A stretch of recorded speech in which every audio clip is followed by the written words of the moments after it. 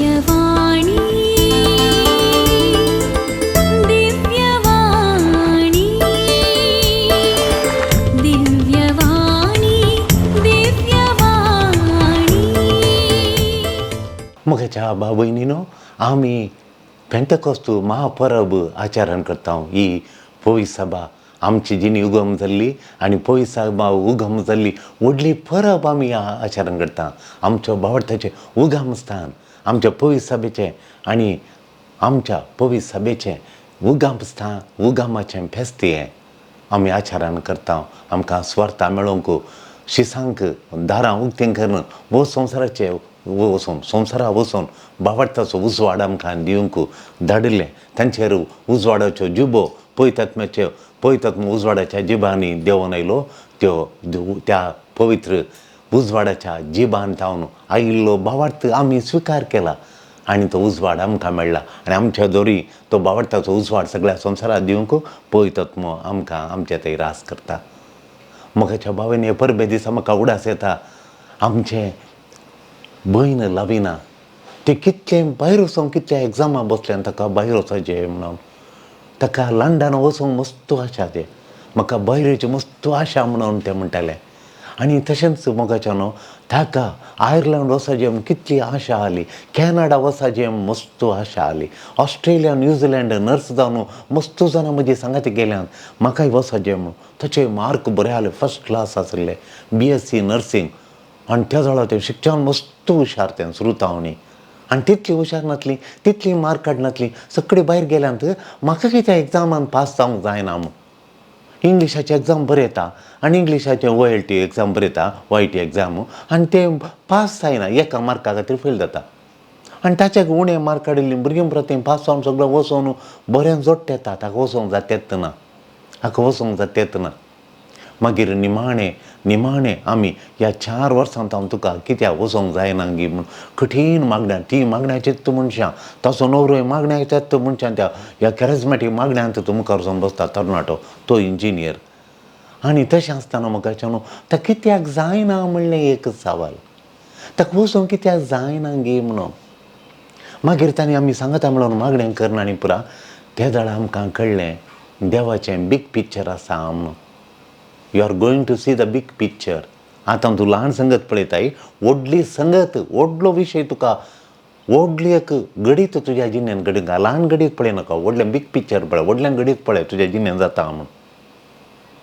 आनी दिसा एक आमकां कळीत आयलें कॉल फॉर जालां गॉरमँटाच्या कामाक म्हूण. आनी एप्लाय केलें ताका. एप्लाय केल्ल्याशें कुडलें इंटरव्यू आयलें आनी गॉरमँटाचें काम मेळ्ळें ताका. गॉरमँटाचें काम मेळ्ळें आनी गॉरमँटाचें काम मेळ्ळ्या उपरांत बऱ्या हॉस्पिटलांत, व्हडल्या हॉस्पिटलांत ताका नर्स जावन मेळ्ळें. आनी थंय जावन आनी कडेन ट्रान्सफर जालो. आनीक बरें, आतां घरा लागसरच ताणें न्हवऱ्याक सोडिचें आसलें, परगांव वचचें जालें, ताका हांगा त्या जाळा 2 भुरगीं आसलीं, भुरग्यांक सोडून गल्फागे खंय वचचें जालें आनी ताका जावंकूच ना हर एका धाडकळ. पूण थोडे फावटी आमकां कळटा देव ल्हान पिक्चर न्ही, देवाचें निर्मोणें आसा, व्हडलें पिक्चर. देवाक जाय व्हडलें. ते म्हणटा हें गॉरमँट काम म्हाका मेळ्ळें, कितलो संतोश म्हणना. गॉरमँटा सांबाळ, न्हवऱ्याक हांगाच गांवांतच काम, हाकाय गॉरमँटाचें काम हांगात, सकाळीं येचें सांजेर येचें भुरग्यांक हांगा. मागीर ताका देवाचें बीग पिक्चर मेळ्ळें आनी त्या गांव भुरगीं ताका दिलीं. आतां 5 जाणां भुरग्यांत, 5 जाणां भुरग्यांची आवय आनी 5 जाणां भुरगीं शिक्षणांत हुशार भुरगीं, पळोवंक सोबीत, 3 दोगांय सोबीत, आवय बापूय भुरगीं सोबीत, इतलीं स्मार्ट आहात भुरगीं. आतां 5 जाणां भुरगीं कुटुंबांत ताका संतोश, देवान आमकां 5 भुरगीं दिल्यांत म्हणून, सांगात आसल्यांत. थंय गेल्यार आनी परत जात तेंगी तांचें बीग पिक्चर तांणी पळयलें. व्हडलें कुटांब, व्हडलो संतोश, भुरगीं भायर भितर खेळटाना कोलो संतोश, सगळे फादरां सिस्टरां आनी कोण सैरी आयली म्हणटा कोलो संतोश त्या भुरग्यांक पळयताना. भितर भायर तीं भुरगीं जावतात, हांसोन खेळोनात, स्मार्ट भुरगीं, शिक्षण ती सिस्टरां इस्कॉलांत पुरा नांवाडीक भुरगीं, बुदवंत भुरगीं, स्मार्ट भुरगीं, लक्षण भुरगीं, गोरी देखून पळया गे बीग पिक्चर. गेल्लें जाल्यार ते आतां म्हणटात सगळीं तूं भायर गेल्लें जाल्यार हें देणें आसता तेंगी बीग पिक्चर. हांगा गॉरमँट काम, गॉरमँट सांबाळ, बरो सांबाळा पावता म्हणटा. सोंत घर आसलें तांकां, न्हवऱ्यान भायर वचून बांदिल्लें तें. आतां तूं हांगाच काम करता. हॅप्पी फॅमिली, आवय बापाय सांगता कुटुंबां सांगता भुरग्यांक आणून आज थंय आजे कर, आज आज्या कर, मामा थंय सैऱ्यांक कर, मावड्या हांगा थंय म्हणून भारी संतोशान आसात. देखून पवित्रत्म देवून येताना बापाचे आनी पुताचे आजारपण हाडून आयलो, काल हाडून आयलो पवित्रत्म सर करता देंवन येताना उज्यांच्या रुपार आयलो म्हणून आमी वाचता. धर्मदत्ताच्या ग्रंथान 2रा अध्याय 2-4 श्लोक आमी नियाळ केल्यार मगाच्यान पवित्रत्म उज्यांच्या रुपान देंवन आयलो, काल हाडून आयलो तो, काल हाडून आयलो गी मिसारचे बापाचे आनी पुताचे, देव बापाचे देव पुताचे आजारपण आमच्या काळजाक हाडून आयलो पवित्रत्म. देव बाप म्हज्या काळजान जियेता आनी देवपूत म्हज्या काळजान जियेता. हे देव बापाचें आनी पवित्रत्म्याचें आजारपण म्हज्या आत्म्याक हाडून आयलो तो. तांकां विंगड वेगळे करूंक जायना. पवित्रत्मा मात्र एकलो येता आनी देव बाप येना आनी देवपूत सोड न्हू तांकां वेगळें करून तो येना. तेगी जण पवित्रिंदा दी म्हजे थंय जिवोवंक पवित्रत्मा हाडून आयलो. पवित्रत्मा त्या पवित्रत्म्या जावन दी अर्गां महिमा वगळाप देवा बापाक म्हज्या आत्म्यांत हाडन, देव पुताक जेजूक म्हज्या आत्म्यांत हाडन पवित्रत्मा तेगी जण म्हज्या काळजांत रास करचें भाग म्हाका पवित्रत्म्यान पेंटकोस्ता दिसा फावो केलें. ताका जावन अर्गां महिमा वगळाप आतां आनी ससनाच्या ससनाक. देखून म्हाका ताणो पवित्रिंदा दी इनसेपरेबल तांकां हाडून आयलो. देखून देव त्या देखून आमचे भितर एक नादार घालतना आमी बापाचो ताळो सोदून काडटा. आमच्या काळजांत मागणाळ बसोवन आमी नियाळटना, आमी ध्यान करतना, आमी आठव करतना, आमच्या भितरल्या आत्म्या भितर आठव करतना बापाचो ताळो आमकां आयकता. ताची खुशी करूंक आमी ताची खुशी करूंक म्हाका मागण्यांत तो व्हरून पायता. बापाची खुशी करूंक म्हाका आपण बापाचो ताळो आयकून बापाची खुशी करूंक म्हाका पायता. आनी भितर हांव म्हज्या आत्म्या भितर म्हज्या काळजा भितर हांव ध्यान करतना, म्हज्या काळजा वयर म्हज्या आत्म्या वयर भितर हांव ध्यान करतना आमी पुताक सोदून काडटा. बापाक मात सोदून काडटा न्ही, पुताक सोदून काडटा, पुताक मेळटा. आमी ताचे बरी जावंक ताणें दिल्लो उलो आमच्या कानांत काळजा मनान भरता. ताका सोदून काडटना पुता बरी हांवें जायचें, ताणें बापाचो मोग केल्ल्या बरी, ताणें हेरांचो मोग केल्ल्या बरी, ताणें बापाची खुशी केल्ल्या बरी, हांवें बापाची खुशी करीचें म्हणून हांवें पुता बरी जावंक म्हाका उलो दिता. आनी कन्फर्म्ड आतां पळया गी आनी म्हाका पुता बरी करूंक ह्या संवसारी ताच्या कुडीचे सांदेज जावन जिवंक म्हाका उलो दिता. कन्फर्म्ड ताचें रूप म्हजें थंय येवंक आनी ह्या संवसारांत ताच्या कुडीचे सांद्या बरी, ताच्या कुडीचे सांदो जावन जिवंक म्हाका उलो दिता. हांव देव बापाक देव पुताक म्हजें थंय सोदून काडटना हें जाता. देखून मोगाच्यान हें साध्य जाता. कित्याक तो मरयेचेर पवित्रत्म मरयेचेर देंवन आयलो, पवित्रत्म मरयेचेर देंवन आयलो आनी मरयेचेर देंवन आयिल्ल्या बरी तो आमचेर देंवन येता. तो मरयेचेर देंवन गेलो, मरयेचेर ताणें सावळी घाली आनी मरयेचेर तो देंवन आयलो, पवित्रत्म देंवन आयलो. त्या दाळा देवपुता मरी देवपुताक गर्भेस जाली, मरी देवपुताक गर्भेस जाली. तशेंच पवित्रत्म आमचेर देंवन येताना, आमचेर तो सावळी घालतना आमचेर देंवन येता. आमी देवाक आमच्या आत्म्या भितर आमचो आत्मो देवाक गर्भेस जाता. आमचो जण एकलोचो आत्मो देवाक गर्भेस जाता. देव आमचे थंय जियेता. देव आमचे थंय जियेता. देव आमच्या आत्म्यान कन्सीव जाता. गॉड इज कन्सीव्ड इन माय सोल. देव आमच्या आत्म्यान कन्सीव जाता. आनी आमी हांगा आतां देवाच्या जिवितांत भाग घेवंक सुरू करता.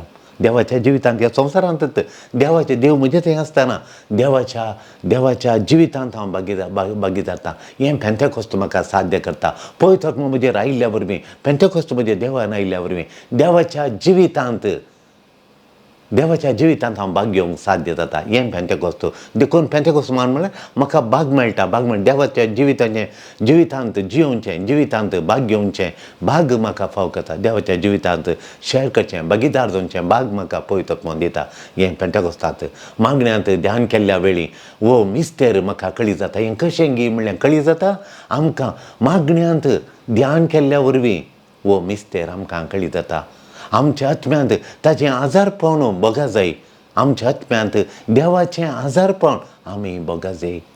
आमचें थंय ताणें काम करचें आमी पळय जाय. आमी कालें पळय जाय. आमचें थंय देवान काम करचें, आमचें थंय देवान काम करचें आमी पळयचें. आमचें थंय देवान काम करचें तें आमी पळयचें. देव आमचें थंय काम करचें आमी पळय जाय. आमच्या जिणेचेर आमच्या जिणेंत ताचें आजारपणाचो फळ पळय जाय. ताच्या आजारपणा वरवीं म्हज्या जिणेंत फळ जाता. देव आसतना म्हज्या जिणेंत फळादीक जाता. तो फळ आमी पळयचें.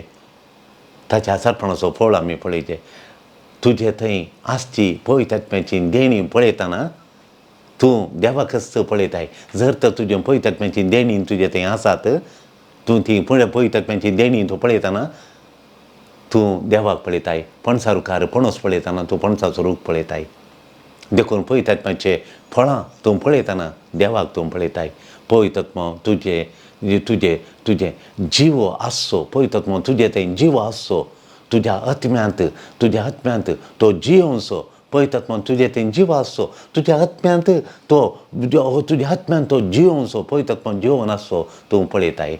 मगाच्या न्हू पवित्र आत्म्याची 7 देणी देखून पवित्र आत्म्याची देणी तुजे थंय पळयतना तूं कोणा पळयताय?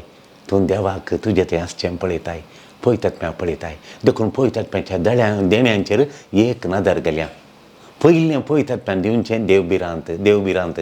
Fear of God, fear of the Lord. देखून देवाची भिरांत तें पयलें देणें ताणें दिवचें. जर तर म्हाका देवाची भिरांत आसा तर म्हजे थंय पवित्र आत्म्याचें पयलें देणें आसा, पवित्र आत्मा आसा. ह्या देण्या वरवीं आमी देवाक खंयच्यो वस्तू, खंयच्यो संगती देवाक दुखयताय. कितें सगळें देवाक दुखयता तें तूं सुखयताय. देवाक देवाक कितें दुखयता तें तूं सुखयताय. तुज्या घरांत येरांच्यो खबरो उलोवच्यो तें देवाक दुखयताय जाल्यार तुज्या जिणेंत तें सुखयताय. तूं खबरो उलोवंक वचनाय. लेखावरतें पियेवणें तुज्या कुटुंबांत तुज्या जिणेंत देवाक दुखयता जाल्यार तूं तें तुज्या जिणेंत तूं सुखयताय. पवित्र आत्मा आसल्यार तुज्या जिणेंत सुखयताय. थोड्याक हजारांनी हांव विचारचें, कित्याक तुमी अशें सड्ड खर्च करूं ना, करोडांनी कित्याक खर्च करूं ना? तें देवाक दुखयता म्हण आमकां बगलें. आमी दुबळ्यांक दिनासतना थायस आमी तो पयसो पिठो केल्यार दर्या दूद ओतल्या बरी तें कोणाक मेळना. देखून आमी चिंतलां दुबळ्यांक उमो करूंक आमी दितलो. थोड्यांनी बर्थडे वचून आश्रमांत करचें. हांव गत ना. देखून हॉटलान 5 स्टार हॉटेलान करचें बरला. सगळ्या कुटुंबाक आश्रम वचून वायट दावजांत तांणी बर्थडे केल्लो आसा. देखून मोगाच्या न्हू देवाक कितें दुखोवचे संगती आमी सुखयता. देवाक दुखयता तें आमी सुखयता. ह्या विशीं आमी कळीत जाता, अवेर जाता. खंयच्यो वस्तू आमकां देवा दुखयतात म्हण आमकां कळीत जाता, अवेर जाता. देखून आमच्या आनी देवा मदलो संबंद दुखोवंक, तुटोवंक, कितेंय ताका बादाक करूंक, म्हज्या मदलो आनी देवा मदलो संबंदाक बादाक करूंक कितें आसा त्या विशीं हांव सत्राय घेता. कितें सगळें म्हज्या आनी देवा मदलो संबंदाक बादाक करता तें हांव सुखयता. देखून हें पवित्र बयताय. कितें करन त्या संगतीक आमी आदारीन अशें सुकोवंक आमकां कृपा दिल्या. कितेंय करनी, कितलेय कश्ट दी, एट एनी कॉस्ट कितेंय करनी, ह्यो संगती म्हजो आनी देवा मदलो संबंदा बादा करच्यो संगती हांव सुकोवंक, त्यो आदारीन अशें त्यो सुकोवंक देव पवित्र आत्मा म्हाका कृपा दिता. पवित्र आत्मा कृपा दिता. मगाच्या न्हू हें पयलें फळ. हें दुसरें फळ विजडम, जाणवाय. दुसरें फळ पवित्र आत्म्यान दिवचें पेंतेकोस्ताक दिल्लें दुसरें फळ जावन आसा ती जाणवाय, देव जाणवाय. देखून ती देव जाणवाय देवान दिल्ली ती देवाची जाणवाय. ह्या देण्या वरवीं आमकां विशेश कृपा दिल्या. आमकां आनी ताच्या आमच्या राजावांद्वारे आमकां एकल्या राजावन दिलां, रिजनींग दिलां. देखून ह्या देण्या वरवीं आमकां विशेश कृपा दिल्या. दैवीक संगती नियाळूंक राजावन दिलां. ह्या देणे मेळ्ळ्या क्षण आमकां राजाव वापरता आनी दैवीक संगती डिवायन थिंग्स दैवीक संगती आमी नियाळटा राजाव यूज करून. द बीग पिक्चर आमकां कळटा, पळोवची कृपा दिल्या. बीग पिक्चर पळोवची कृपा दिल्या. लाविना सांगता आनी एकट्यो भुरग्यां आशिल्लें ताका भायर वचोंक जावना, तें 3 फावटी फैल जालें म्हणून मिसाकेचें रावयलें आनी घरा साकर करचें रावयलें आनी रुमांत भायर येनातलें, रागान बसलें आनी पुरा कितलीं वर्सां. पूण लाविनान तशें करूं ना. लाविनान कितें केलें, देवाचें कितेंय वडयेक म्हाका देणें आसा म्हणून, देवाचें बीग पिक्चर आसा म्हणून तें पळोवची कृपा आमी पवित्र आत्म्यान मागली. आनी ताका बीग पिक्चर म्हळ्यार तुवें भायर येचें नाका, तुका बरो सांबाळ, तुका बरें संतोश समाधान बरें कुटाम आनी हांगाच मेळटा तुका. देखून तूं भायर वचनाका म्हणून पवित्र आत्म्यान ताका सांगलें. देखून तें हांगाच रावलें. गव्हर्मेंट काम ताका मेळ्ळें. पूण आनी एकल्या भुरग्यान ताचें बीग पिक्चर पळोवंक पळयतात मातशें कुमक मेळोना. देखून थोडे फावटी मोगाच्यानो आमी पळयता सैरीक आमकां सैरीक थोडे फावटी मेळना. देखून आमी देवाक दुरसाता मिसाकाणी वचना. पूण आमी देवा थंय लागीं येतना आमचें तोंड परजळटा. आमच्या तोंडार पळयतात मातशी कुरपा पळोवन कितल्यो सैरिक्यो जातात. देखून मोगाच्यानो हें देणें वापरून शांती हाडूंक, आमच्या भोंवतणी शांती समाधान हाडूंक हे आमच्या भोंवतणी ही देणें वापारीचें आमी. देखून हें देणें वापरन हें विजडम जाणवायेचें देणें वापारीचें आमी. ह्या फावटी वोट घालतना मस्तोणांनी तेंचें जाणवायेचें देणें वापरलां. देखून लोक घरांतल्यान वच जाल्यार आमी मस्ती हांवें केदाळे पळोवना क्रिस्तांवां तितलीं हेचीं वोट घालूंक. कितलीं क्रिस्तांवां येतलीं वोट घालूंक. म्हाका इतलो संतोश जालो पळोवन. तांकां पळयतात मातशें हें जाणवायेचें देणें तांकां दिलें. देखून क्रिस्तांवांनी वचून तांच्या भोंवतणी शांती समाधान हाडच्या खातीर तांणी वचून वोट घालो. तिसरें देणें जावन आसा मोगाच्यानो अंडरस्टँडींग, समजोनी, अर्थ करचें देणें. अंडरस्टँडींग, समजोनीचें अर्थ करचें देणें. हें देणें भावार्थाच्यो संगती विशीं खात्री करची. भावार्थाच्यो संगती थोड्यो आसात. भावार्थाच्यो संगती आसात. पवित्र एवकारिस्तांत जेजू न्हीज हजार आसा. जेजू पवित्र एवकारिस्तांत म्हाका राखण आसा, म्हाका बुजयता. हांव बरीं कामां करूं पळयतात म्हाका आदार दिता. आनी मरणा नंतर म्हाका सर्ग आसा. ह्यो आमच्यो भावार्थाच्यो संगती. ह्यो आमच्या भावार्थान आमी फात्योच्यो संगती. ह्यो संगती घट्ट खात्री करचे खातीर ताका म्हाका तांक दिता हें अंडरस्टँडींग. म्हळ्यार पळयतात मातशें देणें म्हाका तांक दिता. अंडरस्टँडींग एक तांक पळयतात मात दिवची. ह्या देण्या निमती देवाचें उगडापण, देवाचें उतार, देवान कितें पुरो उगडलां म्हाका तें पुरो म्हाका अर्थ करूंक जाता. म्हाका कश्ट कित्याक येतात, हे सफरींग कित्याक, म्हाका तांचो सेन्स कळटा, तांचो म्हाका अर्थ कळटा. म्हज्या ह्या वळवळ्या वरवीं, कश्टा वरवीं हांव कितें देवाचें मांडोळ आसा म्हणून हांव सोदून काडटां. Suffering make sense.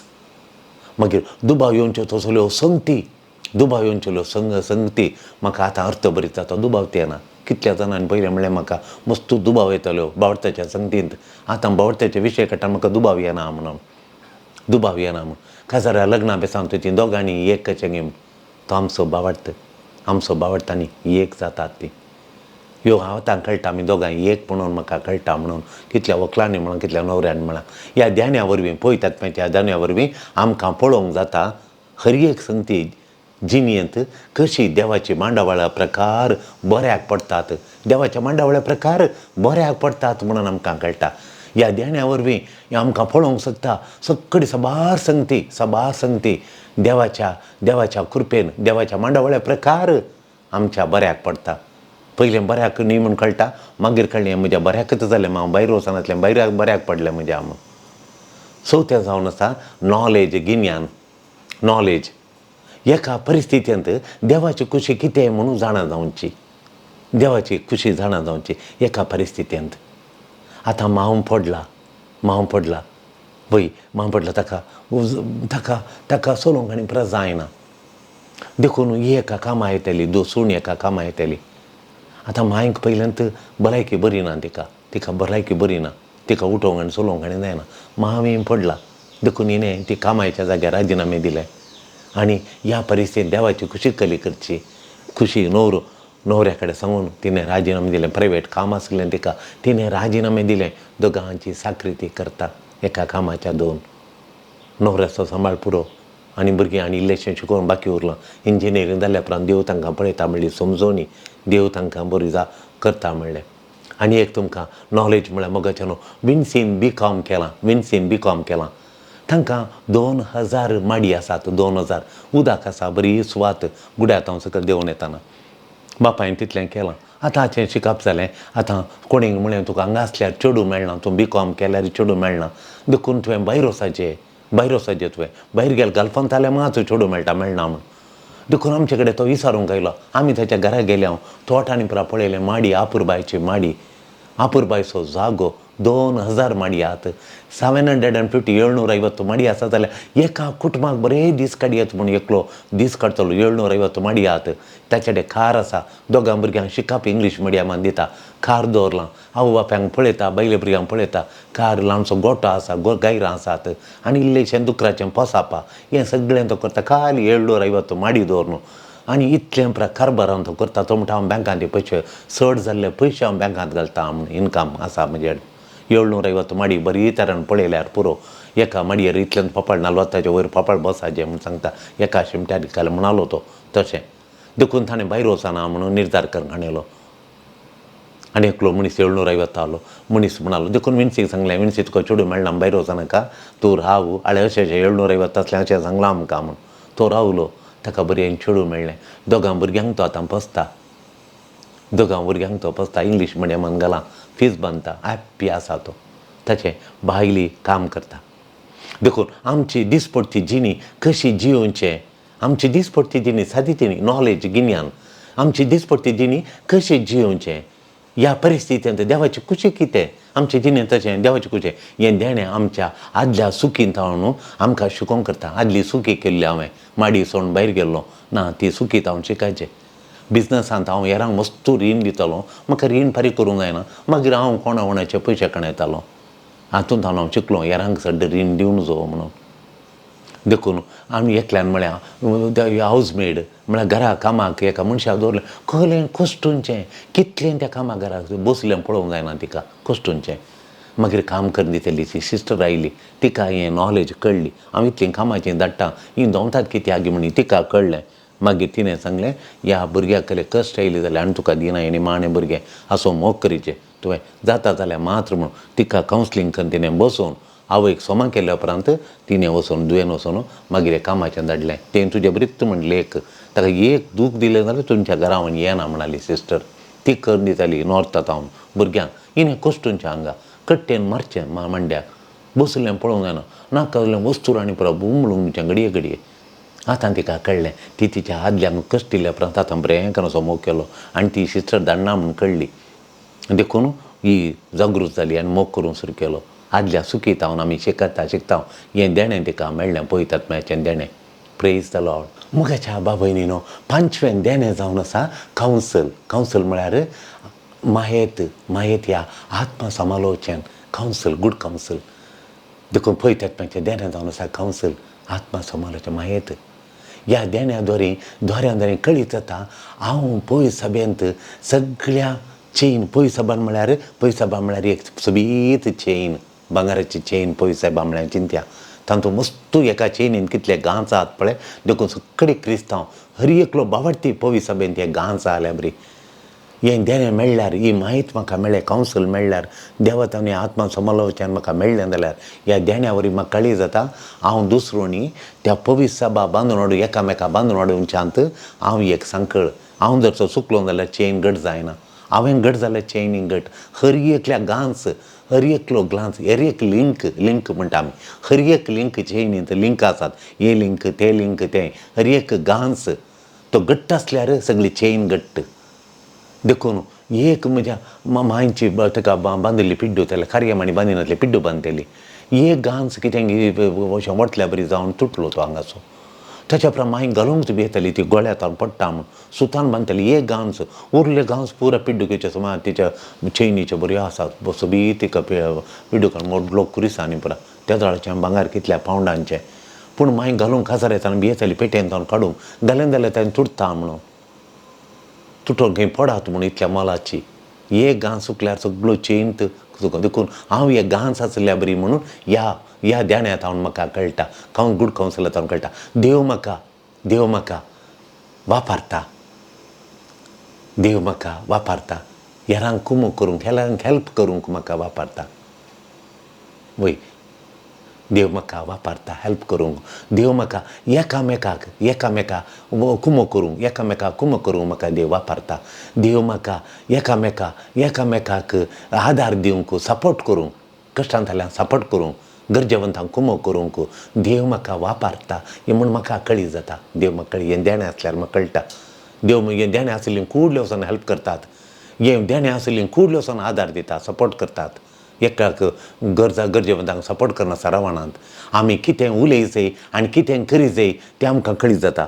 आमी आमच्या कुटुंबांत ह्या सेंबरा पिरगजींत आमी कितें उलयचें म्हणल्यार म्हाका कुडलें कळीत जाता. आमी कितें करीचें म्हणल्यार म्हाका कळीत जाता. हे देणें आसल्या वरवीं देखून ह्या देण्याक हांवें सड्ड मागचें ह्या देण्या खातीर गूड कावन्सल दी म्हणून. म्हाका कळीत जाता हांव कोणा कडेन कितें उलयचें, हांवें कोणा कडेन कितें कोणा सांगात कितें करीचें गे म्हणून म्हाका कुडलें कळीत जाता. देखून हे देण्या खातीर आमी विचारीचें to build one another, to build up one another. एकामेका बांदून हाडूंकूय हें देणें म्हाका कुमो करता. एकामेका बांदून हाडूंक म्हाका कळीत जाता. हांवें हेल्प करचें आनी बांदून हाडिचें म्हणून. ही कापुचिनाच्या बाबांची जिणी हांवें बांदून हाडिचें. हांव खंय गेल्यार ती फ्रायरी हांवें बांदून हाडिचें म्हणलें हें देणें म्हाका दिल्ल्या वरवीं कळटा. देखून मोगाचें न्हू 6वें देणें जावन आसा 7 देण्यां पैकी 6वें देणें जावन आसा फॉर्टिट्यूड, क्रिस्ती धैर्य.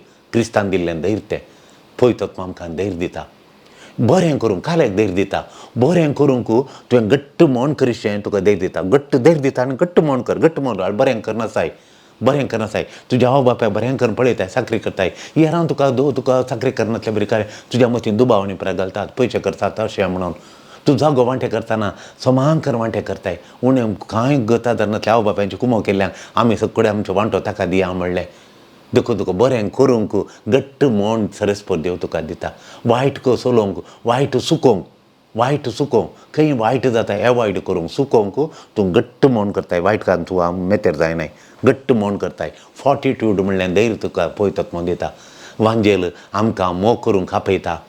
मोग करूंक मोग करूंक हें देणें धैर्य दिता. देव पळयतात सांगलां मोग करचें, देवाचो मोग आनी एकामेकाचो मोग करचें मांदामेंत पाळूंक म्हाका धैर्य जाय. देखून तें धैर्य हें देणें म्हाका पळयतात देणें दिता. आमकां जण एकल्याक बळ दिता. म्हाका जाय तितलें बळ, जाय पुरतें बळ, म्हाका जाय तितलें जाय पुरतें बळ आनी जाय पुरतें धैर्य हें मांजेलासो जिणीन जिवंक हें फॉर्टिट्यूड म्हाका हेल्प करता. हें देणें बरें करूंक घट्ट मोन करूंक मोन दिता आनी बरें करूंक म्हाका बळ दिता. बरें करूंक घट्ट मोन दिता, बरें करूंक घट्ट बळ दिता. निमाणें पळयतात म्हजें देणें पायटी देवभक्त पायटी देवभक्त. हें देणें देवाक मान दिवंक, देवाक गौरव दिवंक, देवाचो मोग करूंक म्हाका आदार आनी थांक दिता. हें देणें म्हाका देवाक मान करूंक म्हाका थांक दिता. देवाक गौरव दिवंक थांक दिता. देवाचो कितलो मोग केल्यार पावना म्हणली तितली थांक म्हाका हें देणें दिता, पायटी दिता, देवभक्त दिता. आनी तें करूंक म्हाका थांक आनी आदार दिता. देखून आज आमी एकामेकाक देवाची भुरगीं म्हणून मानान लेखोवंक, हर एकले आमी देवाची भुरगीं म्हणून मानान लेखोवंक आनी तांकां देवाच्या भुरग्यां बरी मान दिवन पळोवंक हें देणें म्हाका आदार दिता. देखून ही 7 देणी म्हजेर आसल्यार हांव पळयतात म्हजें थंय पळयतात देवा तुका पळोवंक जाय. देव दिसना म्हणटात. ही देणी दिसल्यार तुजें थंय पळयतात आसा म्हूण. रुखाचेर पणस तूं पळोवंक जाय. पणस आसा जाल्यार तो खाट रूख न्ही, तो पणसाचो रूख. आंबे दिसता जाल्यार आंब्याचो रूख म्हणून तुका कळटा. गुलाब दिसता जाल्यार तें गुलाबाचें झाड म्हणून तुका कळटा. ही फळां दिसल्यार तुका फळां पळयतना पळयतात आसल्यार ही फळां आसात. मोगाचें न्हू पळयतात म्हणल्यार ग्लोबलायझेशनाचो उडास येता आमकां. तें एक ग्लोबलायझेशन, जागतीक मुवमेंट तें एक संचलन, जागतीकरणाचें संचलन, एक मुवमेंट तें पेंटकॉस्ट. जागतीकरण हांव संवसाराक आयिल्लें थोड्या वर्सां आदीं, एक 30-35 वर्सां आदीं तें ह्या संवसाराक आयिल्लें जागतीकरणा म्हणून. आनी जागतीकरण कालें, जागतीकरण म्हण तें बसयता. हांव समृद्धी दितां, हांव तुमकां संवसाराक शांती दितां, हांव तो संवसाराक स्वातंत्र्य दितां म्हूण म्हणटा. समृद्धी दितां म्हूण बसयता. पेंटकॉस्ट तेंत बसयता. हांव तुमकां शांती दितां, हांव तुमकां सुडका दितां, हांव तुमकां संतोश समाधान दिता म्हणून पेंटकॉस्टी बसयता. सगळ्या संवसाराक दिता म्हूण. देखून जागतीकरण जिणेची रीत बरी केल्या आनी जागतीकरण बसयता हांव बेटर फ्युचर दिता म्हणून. तशेंच पेंटकॉस्टी संवसाराक बसयता हांव बेटर फ्युचर दिता, मुखलो भविश्य तुका बरो फुडार दिता म्हणून. पूण आमी एक नदर गेल्या. जिणेची रीत जागतीकरण इम्प्रुवमेंट जाल्या. जिणी इम्प्रुवमेंट जाल्या.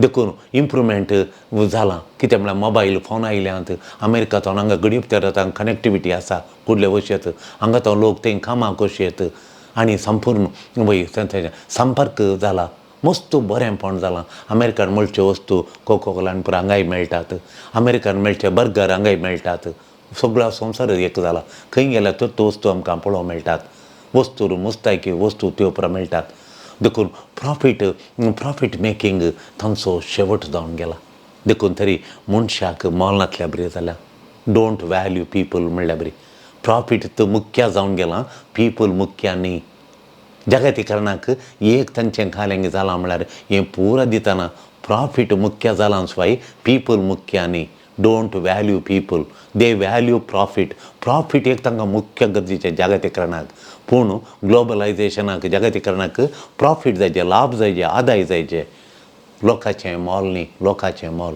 पूण पळयत लोकांक मोल दिता वसा तुमी लोकांक प्रॉफीट करूंक जावना लोकांक वसा लोकांचें मौल्य लोकांक मोल दिता देखून पेंटकोस्ट एक जागतीक मुवमेंट वसा म्हूण धाडलां तें आमकां पथकाच्या बंदडेंत स्वातंत्र्य नीज शांती नीज समाधान व्यक्तीचें मोल सगळ्या संवसाराक दिवन मनशांक मौल्यान बांदून हाडूंक पेंटकोस्ट आमकां आदार दिता मोगाच्यान आमी एक सवाल केलें जाल्यार ग्लोबलायझेशन जागतीकरणाक प्रॉफीट आदाय पयलें गी या पीपल मनीस पयलें व्यक्ती पयलें आमकां कळोन येता प्रॉफीट पयलें म्हणून तांकां वस्तू दिवंक सोदतांनी प्रॉफिटाक पीपल ती यूज करतात प्रॉफीट दवरकण येतात पळया गी world equality report world equality म्हळ्यार समांतर रिपोर्ट एक वर्दी आयल्या 2022 एक वर्दी आयली वर्ल्ड इक्वालिटी रिपोर्ट आयलो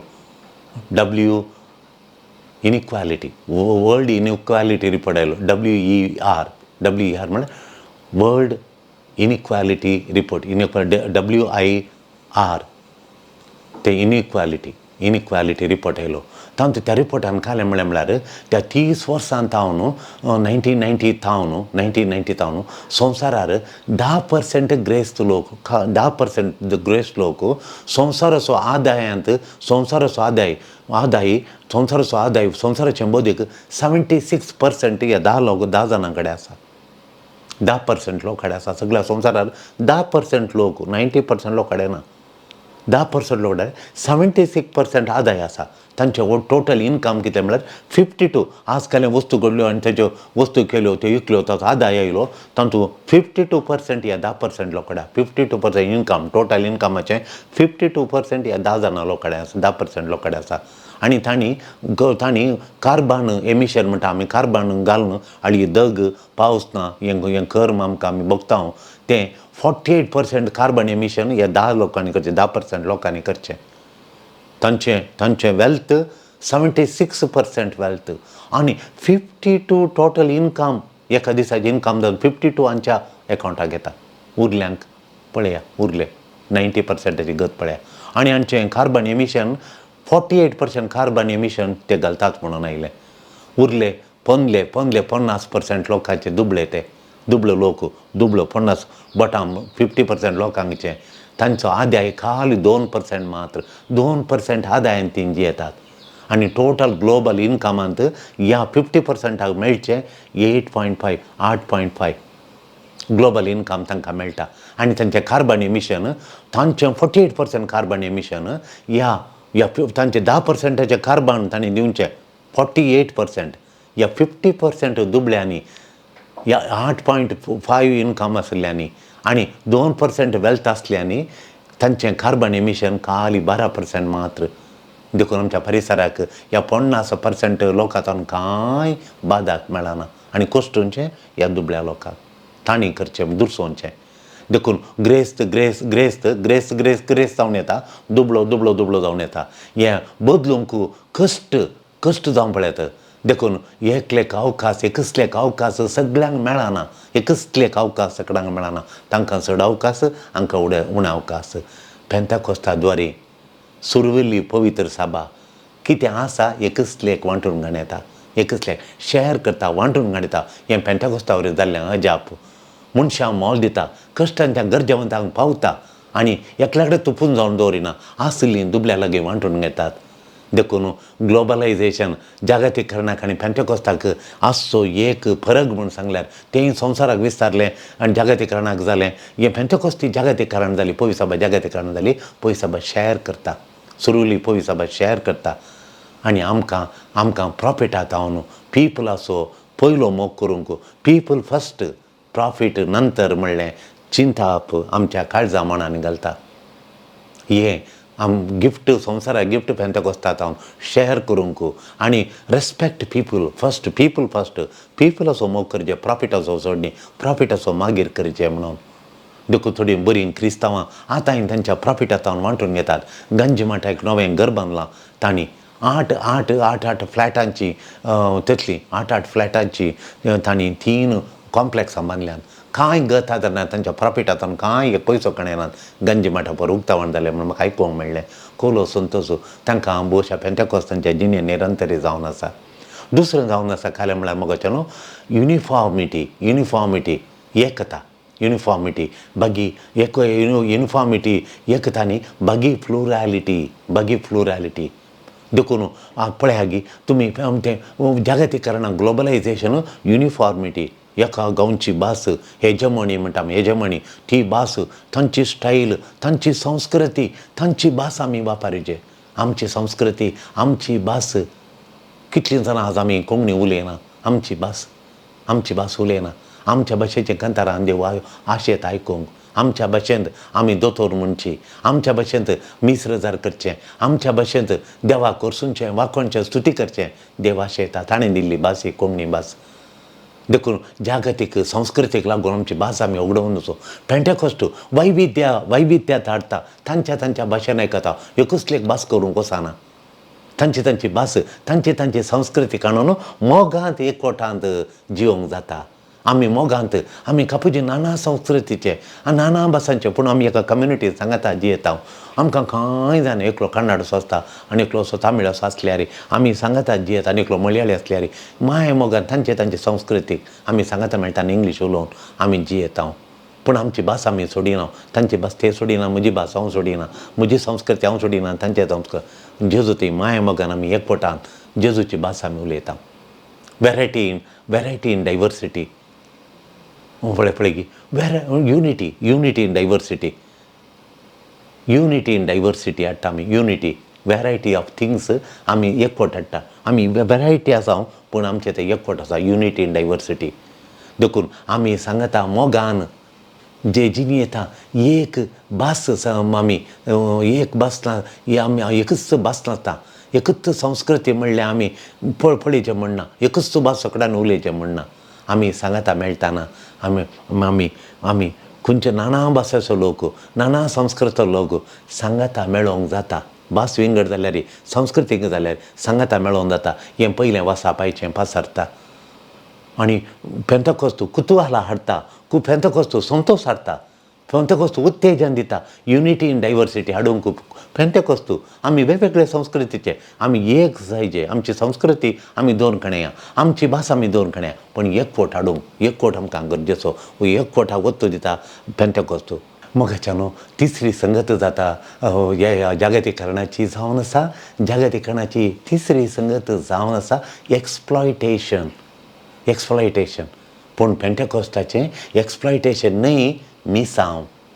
शोशण न्ही, शोशण. एक्सप्लॉयटेशन म्हळ्यार शोशण न्ही, बगार मिसांव.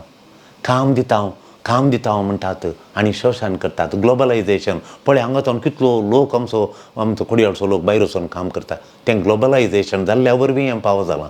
ग्लोबलायझेशना वरवीं कामां मेळटात, अवकाश मेळटात, कंपन्यो व्हडल्यो सुरू करतात. हांगाच्यान थंय कामां करूं जाता, हांगाच्यान सुद्दां तांचें काम करूं जाता.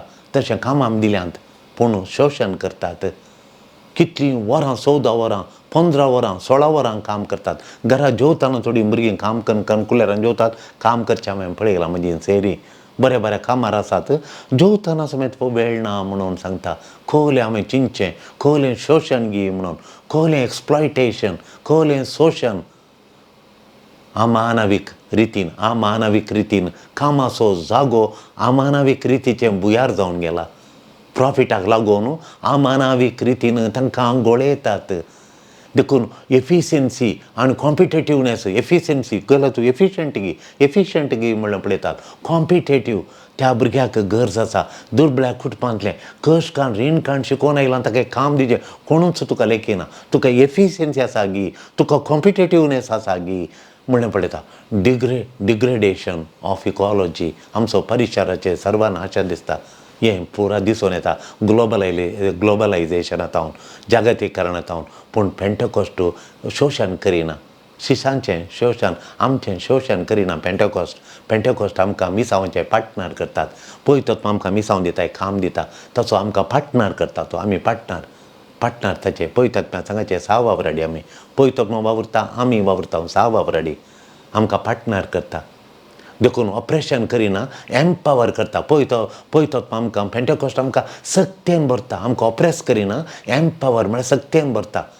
आमकां बें करिना आमकां एक्सप्लॉयट करिना बागार बें आशिल्लें बें दुसऱ्यांनी एक्सप्लॉयट केल्या तो आमकां सुटका दिता बें काडटा दारां दांपल्लीं उक्तीं जातात आनी पेंटकोस्ट उक्ती करता दारां पेंटकोस्ट उक्ती करतात आमचो वांटो आनी ते शिस्त पेंटकोस्ता दितात जाल्या तक्षणां तोंड भोंवपले जाल्या तक्षणां पळयतात आयल्या तक्षणां ते दारां उक्तें करतात आनी देवाळाक येता देवाळाच्या दाराक मार्केटीच्या जाग्याक तांकां व्हरून पळयता तांकां फ्रिडम दिता स्वातंत्र्य दिता तांची जीब उकडटा आनी जिविताचे उतार प्रसरूंक कृपा दिता हर एकल्याची जीब ती घट जाल्ली ती लूज करता उगडता जीब उगडोवन जिविताचें उतार पासारूंक तांकां देख दिता हें सुटकेचें फेस्त त्या देखून हें पेंटकोस्ट सुटकेचें फेस्त राज्य संधानाचें फेस्त हें नवसरणीचें फेस्त हें नवसरणी नव्या जिविताचें आमकां तें मनशांक वॅल्यू दिवंक मनशाक मौल्य दिवंक आनी प्रॉफिटाक मात्र न्ही मनशां वॅल्यू दिवंक उमयता